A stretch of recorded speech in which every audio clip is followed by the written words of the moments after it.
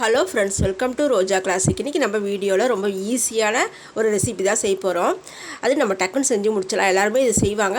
But நான் என்னோடய ஸ்டைலில் எப்படி செய்யுதுன்னு பார்க்கலாம். அது என்னென்னா எலுமிச்சை சாதம் செய்ய போகிறோம். வாங்க இப்போ என்னோடய ஸ்டைலில் எலுமிச்சை சாதம் எப்படி செய்யுதுன்னு பார்க்கலாம். இப்போ எலுமிச்சை சாதம் செய்யறதுக்கு கடாயில் நல்லெண்ணெய் சேர்த்துட்றேன். நான் 1/2 கிலோ அளவுக்கு அரிசி எடுத்து வேக வச்சுருக்கிறேன். அதுக்கு தகுந்த போல் எண்ணெய் சேர்த்துட்றேன். எண்ணெய் சூடியாக இருந்தால் 1 ஸ்பூன் அளவுக்கு கடுகு சேர்த்துடலாம்.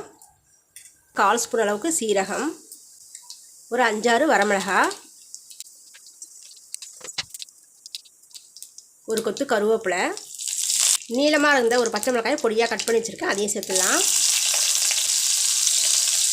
துருவி வச்சுருக்கிற இஞ்சி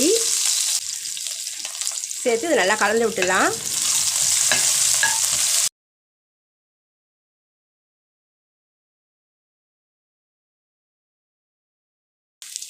ஒரு சின்ன அளவில் கடலைப்பருப்பு,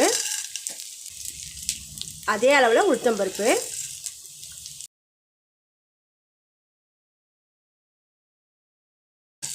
இது ஸ்லோ ஃப்ளேமில் லேசாக பொரிஞ்சு வர வரைக்கும் இதை கலந்து விட்டுக்கணும். ஒரு நிமிஷம் அளவுக்கு கலந்து விட்டால் போதும். கடலைப்பருப்பு உளுந்தும் லேசாக செவந்து வரும்போது ஒரு சின்ன ஸ்பூன் அளவில் 1/2 ஸ்பூன் அளவுக்கு பெருங்காயம் எடுத்து வச்சுருக்கேன், இதோட சேர்த்துடலாம். எலுமிச்சை சாதத்துக்கு தகுந்த மஞ்சள் தூள் சேர்த்துடலாம். சேர்த்து ஒரு தடவை மிக்ஸ் பண்ணி விட்டுடுங்க.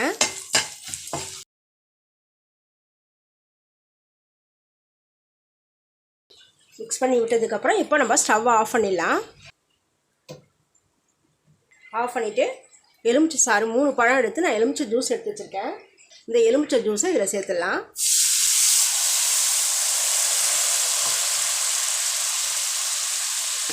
இப்போ ரைஸுக்கு தேவையான அளவுக்கு உப்பு சேர்த்துடலாம். சேர்த்து நல்லா மிக்ஸ் பண்ணி விடுங்க. நல்லா கமகமன்னு வாசனையோட எலுமிச்சை சாறு ரெடி ஆகிடுச்சு. ஒரு 5 நிமிஷத்துக்கு இது சூடு ஆறட்டும். அப்புறமா சாதம் போட்டு மிக்ஸ் பண்ணி விடலாம். இப்போ 5 நிமிஷத்துக்கு அப்புறம் வடித்த சாதத்தை இதோடு சேர்த்து கலந்து விட்டுடலாம்.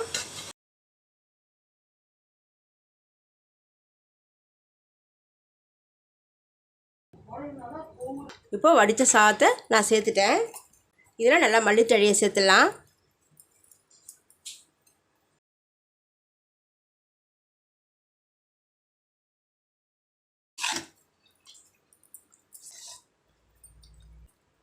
நல்லா சூடான சாதத்தோட இந்த குழம்பு மல்லித்தழை இஞ்சி பெருங்காயத்தூள் வாசனையோடு மிக்ஸ் பண்ணும்போது அவ்வளோ வாசனையாக இருக்குது.